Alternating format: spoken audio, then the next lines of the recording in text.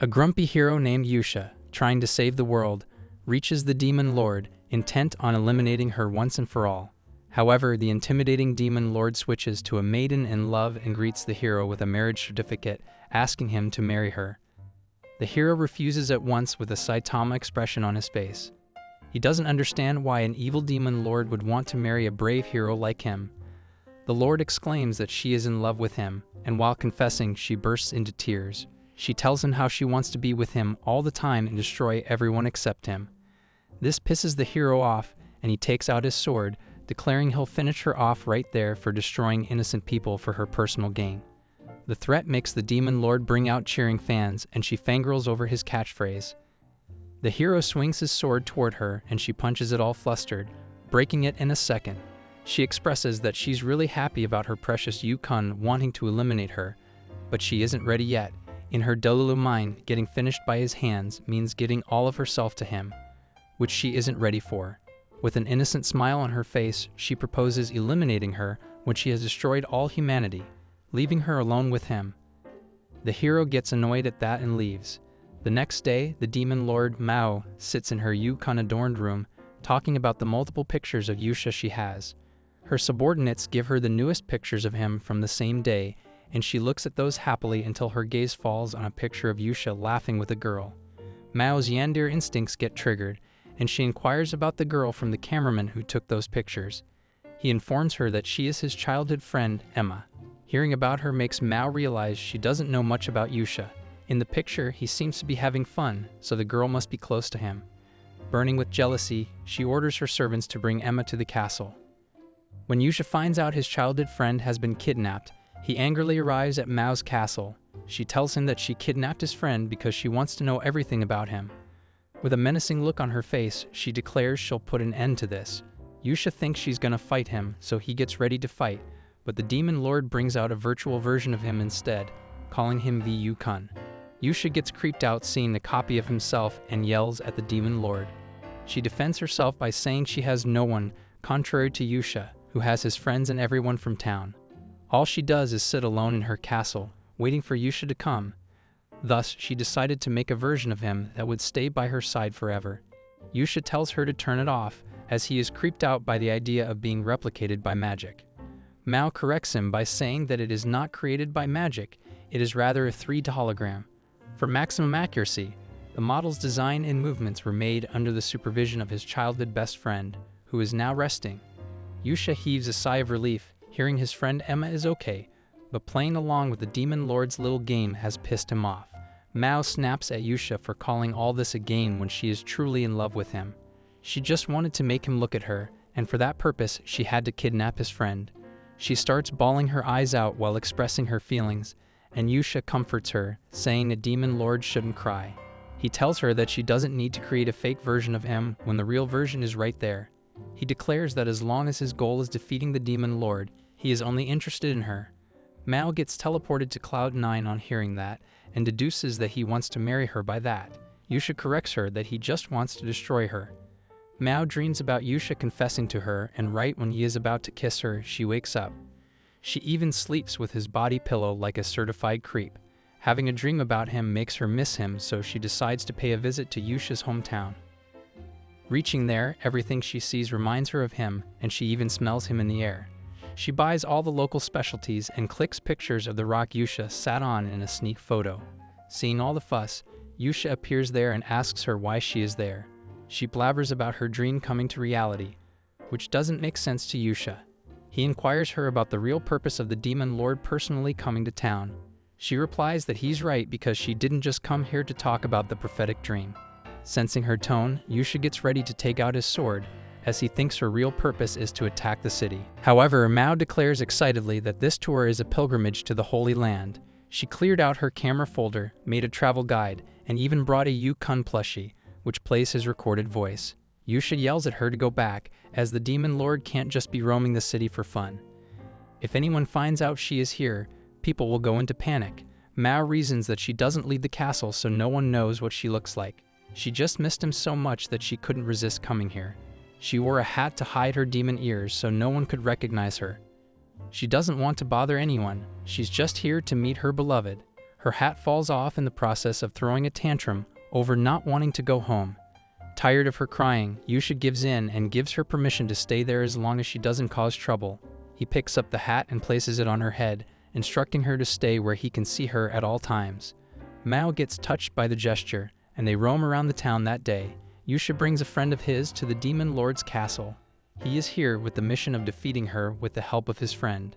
However, his friend has no intention of helping him. He thinks Yusha is dumb to go into the Demon Lord's castle and challenge her. He even jokes about this being a confession rather than a fight. When they enter the castle, Mao isn't sitting on her throne. She comes running towards them after a second and apologizes for being late. It took her a long time to fix her bangs, which is why she got late. She wants to look the cutest in front of the man she loves. Yusha replies that being a demon lord should come before trying to look cute. His friend sees the demon lord and approaches her. Yusha tries to stop him, saying it's too soon to attack her, but the guy holds Mao's hand and kisses it instead. With a flirty expression on his face, he calls her beautiful. He says she is so cute that he would love to date her. Mao turns beet red and starts stammering.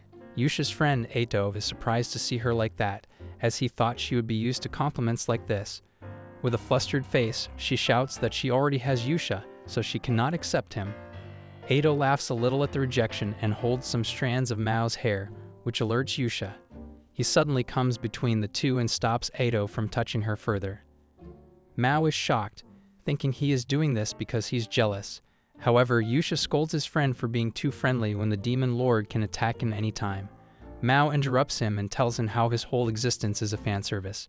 She instructs him to eliminate her if she ever falls for someone else, and Yusha comments that he's gonna do it anyway.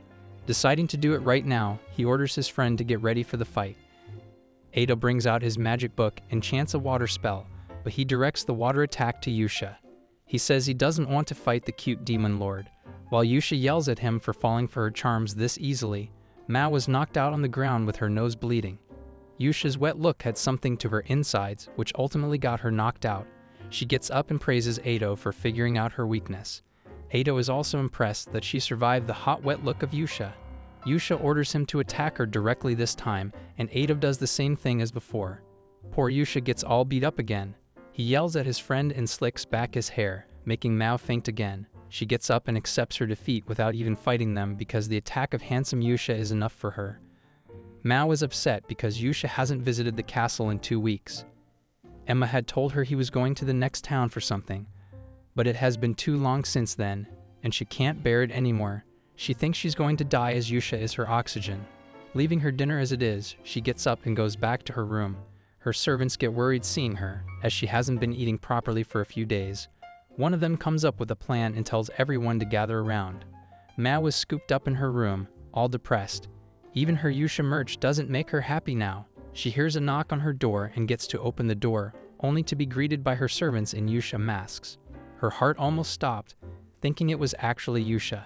A servant tells her to leave everything in their hands, which makes her heart skip a beat. Meanwhile, Yusha is coming to the castle, extremely pissed at Ato. Ato had made her stay in the next town for too long, which was a total waste. This time, he decides to enter the castle from the back so he can destroy the demon lord from behind. He peeks through the rear window and freezes at the sight of multiple people with his face. He thinks some kind of black magic is being done on him. In the room, Mao's servants tell her that they can't cheer her up like the hero, but they're trying in their own ways. They give her earphones that play Yusha's voice, saying, "I love you." Mao loses her mind listening to the voice. The servants explain that they sampled Yusha's voice and made it say those words through the special technology of the Demon Lord's army.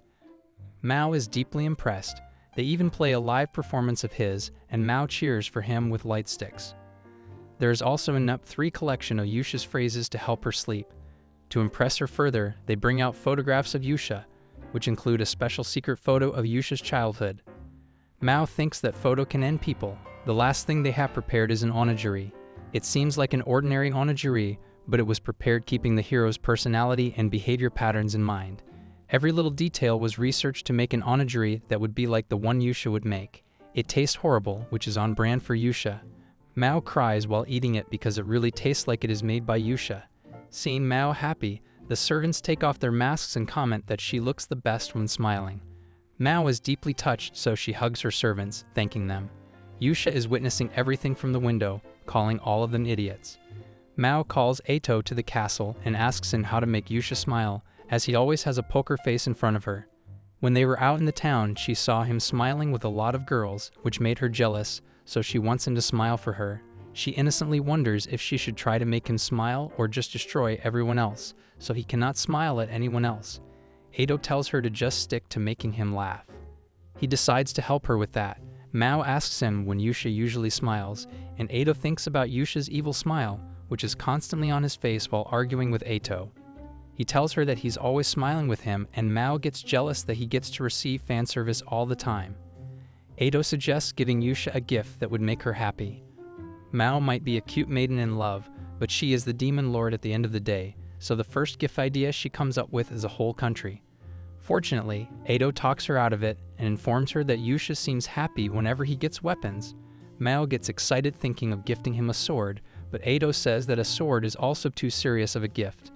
Finally deciding on something, Ato points out that Yusha behaves rudely with her because she's the demon lord, so to make him smile around her, he dresses her up in disguise. Mao looks like a coquette princess in disguise, quite the opposite of her regular appearance. Ato is sure that Mao will smile at her in this appearance. Mao asks Ato if he thinks she's boring when she talks to him, and Ato comforts her, saying just being with her is enough for him. If a cute girl like her were to like him, he would always be smiling. Mao cheers up because of his words and thanks him, making him fall for her. He thinks the hero is very lucky to have her chase him. Ato's plan goes to hell as Yusha recognizes the demon lord in a second. Even in that disguise, Mao tries to act like a regular girl who doesn't know about the demon lord but ends up exposing herself. Yusha, with a stick up his ass as always, takes out his sword. Mao says she's not here to cause trouble and trips on her feet. The fall ruins her disguise completely and she gets up, bringing out some gifts. The first two gifts are random, useless things, but the third one is a handmade sword. She has carved both her and Yusha's names on it. Yusha finds it ridiculous that the demon lord is making swords and laughs at her for a second. Mao feels her heart stopping at his smile, but the smile is gone in a second. Ato makes his presence known right then, and Yusha starts arguing with him. Mao is lost in her own thoughts, satisfied because Yusha smiled for a moment. She clings to Yusha, shouting that she loves him. Yusha is at a dungeon to level up. He wants to defeat Mao eventually, so he has to get stronger. The enemy, however, is right behind him, holding cheering fans. He doesn't even bother looking at her after she makes her presence known with cheers. She is here to hype him up on his quest. Yusha starts arguing with her as always while Mao blabbers about her love for him. Suddenly, the ground slips from under their feet, and they fall into a trap.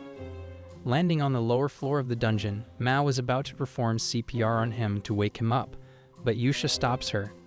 He flicks her forehead and she clutches her head lovingly because her beloved's hand touched there. The trap they fell through is quite high, so Yusha asks the demon lord if she can use magic to fly them upward. Mao is motivated to help him before she remembers that her magic ran out because she watched videos of Yusha on a big screen using her magic all night. Yusha is pissed because even the demon lord is useless now. Meanwhile, Mao is worried about running into demons because that would make her like the bosses who show up unannounced. They roam in the dungeon for a few hours but can't find a way out. Yusha figures that there's no one left in the dungeon this late, so they'll have to wait till the morning for help. Mao's insides tingle at the mention of a night's stay at the dungeon, and she imagines them sleeping together. She's panicking about this when Yusha instructs her to stay where she is so he can rest farther away. Sleeping near the demon lord is a suicide mission, so he doesn't want to do that. Mao begs him to sleep near her and promises not to do anything with him at all. The constant begging annoys him, so he has to give in. He places his sword between them, telling her to stay on the other side of it. Mao happily obliges and sits next to him. She blushes all over while sitting with him and starts blabbering her usual crap. Sleep takes over her soon, and she dozes off, her head falling on Yusha's shoulder. Yusha panics, as he has a whole-ass demon lord on his shoulder right now. The said demon lord mutters in her sleep and even screams at times. Yusha takes off his cape and covers her with it to calm her down, assuring her that he is with her. Mao smiles in her sleep. The next morning her worried subjects come to pick her up. Mao's servant serves her creamy pancakes for breakfast. She eats them happily when Sulk, one of the leaders of the demon lord's army, appears. He's in charge of the demons outside the castle, so he regularly comes here to report what's happening outside. But this visit is unannounced. He is here because he heard the news of the demon lord sleeping next to the hero the other day. He even has photo evidence for it, so Mao can't even defend herself with lies. Selk questions if Mao is even ready to defeat the hero. She is the leader of all demons, but if her powers fall short or other demons think she is not worthy of being the leader, they will stop following her. He questions her power and resolve as the demon lord and Mao's most trusted servant comes between them, telling Selk to watch his mouth. The two subordinates argue for a while before Selk suggests fighting the hero in front of his eyes, so he can be sure of her resolve to be the demon lord. Mao says that the hero might not come today, and Yusha appears right then, saying his famous catchphrase. Selk hides at the side to monitor her. Mao approaches Yusha, but this time, she's acting like an actual demon lord, cold and evil. She is just pretending because Selk is watching her. Yusha is surprised to see her like this and asks if it is really her. He brings his face closer to hers, and Mao almost loses her mind. Thinking of Selk, she does her best to control herself and says some demon lord-worthy line again. It suddenly hits Yusha that this Mao may be just a diversion and the real Mao is hiding somewhere so she can attach him off guard. He grips her shoulders, asking where the real Mao is. Mao's face is beet red because of Yusha's hands on her, and she's trying her best to control herself. She sneaks a look at Selk and notices that he is looking for the real one too. Taking the chance, she decides to move Yusha to a spot where Selk can't see them, making them fall in the process. Yusha is under her, and he holds some strands of her hair, asking what she is doing, and that does it for her. She gets a nosebleed so powerful that it makes an impact on not just the castle but the whole world. Selk goes to check on Mao and sees her hovering over the bloody hero. He deduces that the tremendous aura just now was because of the murderous intent of the demon lord.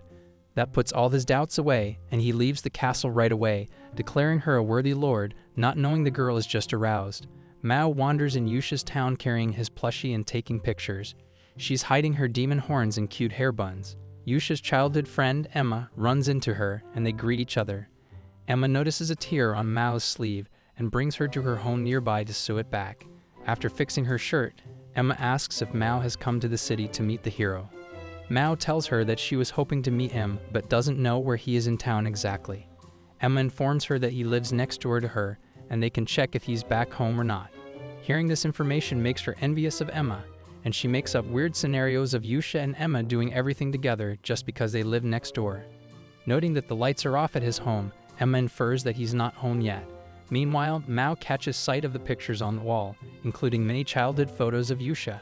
Mao looks at the pictures lovingly and asks Emma if there are any other Yusha-related things in her house. Emma shows her the mark on the wall the hero made while playing at their house as a kid. Mao is fascinated by it, so she tries to frame the years-old mark. Emma then shows her the clothes Yusha used to give her for her younger brother. Mao puts those raggy clothes on exhibition. Continuing the Yusha discussion, Mao suggests putting on the videos of Yusha she carries around. Wanting to go all out, Emma brings out footage from his childhood, and they end up watching the whole thing. Mao has the best time of her life getting to see so many sides of Yusha. She thanks Emma for showing everything to her, and Emma also expresses her gratitude because it was fun for her. Right then, the lights get turned on in the hero's house and now they can see Yusha clearly, who is in casual wear. Mao greets him happily from her place, but Yusha cannot see her properly. He waves back, thinking it is Emma, and Mao faints, her lifespan getting increased by 1,000,000 years. Mao was on a leisure trip to the hot springs. The baths at the castle are nice, but hot springs are on a totally different level. Also, no one is around her, so it's like a private retreat. After the bath, she is on her way to play ping pong with her subordinates, but fate is on her side today, and she runs into Yusha. They both get surprised to see each other. Apparently, Yusha is there because Ado brought her. Seeing Mao there, Yusha decides to go home because he doesn't want to deal with her games. Mao tries to stop him, as he came all the way here to enjoy, but he will have to leave just because of her. She grabs his sleeves in an attempt to stop him, and right then, they hear Ato's voice calling for Yusha. Not wanting to get caught with Mao, Yusha accidentally ends up hiding with her. The position they're in now is so much worse, and if Ado catches them like this, he will commemorate their marriage right there. He whispers to Mao to keep quiet, not knowing the kind of effect he's having on the poor girl. The place they're hiding in is so small, and being so close to Yusha makes Mao scream a little. Edo hears the scream and approaches them, asking if anyone is there. Yusha responds, but he acts like he is alone. Ado doesn't have any idea what the boy is doing in the small room, so they go back and forth with questions and answers. Inside the small room, Yusha tells Mao to stop trembling. Mao covers her mouth to stop any sounds from escaping, but the proximity to Yusha is too much for her. Yusha decides to make it even worse by holding her close by the shoulder. Mao is shocked at the gesture and barely registers what is happening. Thankfully, Ado leaves and Yusha comes out of the room. However, Mao faints as soon as she gets out of the room.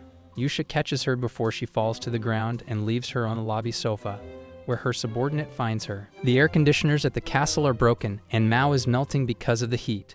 She's so hot that she can only think about Yusha, which is nothing different from the usual. She fantasizes about him sharing half of the ice pop with her and pulling her hand so she doesn't get lost in the summer festival, etc. She looks up to see a wobbly Yukun, but she thinks she's just hallucinating, so she closes her eyes again. Yusha wakes up by making a noise with his sword. Mao gets excited seeing that the real Yusha is here. He talks about defeating her again, but Mao doesn't pay that much mind and tells him to stay away from her as she's all sweaty. She quickly puts on perfume and comes back. Yusha gets annoyed and tries swinging his sword at her, which doesn't work because his hands are slippery because of the sweat. The castle's heat is catching up to him too. He tries to take off his clothes but stops because of Mao's desire to catch him on camera. His condition worsens by the second, and Mao suggests bringing him ice cream to cool him down. Yusha refuses at first because who would eat ice cream while fighting the demon lord? But ultimately, the intense summer heat wins, and he blurts out his preferred flavor. With the ice cream in his hand, Yusha wonders why he is eating ice cream at the demon lord's castle. He thinks he is in a dream. Seeing his state, Mao gets worried and accidentally touches his face. She blushes deep red as soon as she realizes what she has done. Meanwhile, Yusha looks at her, confused. He touches her face with her hand again, commenting that it's too hot and Mao's body catches fire. She fixes the castle air conditioning soon after.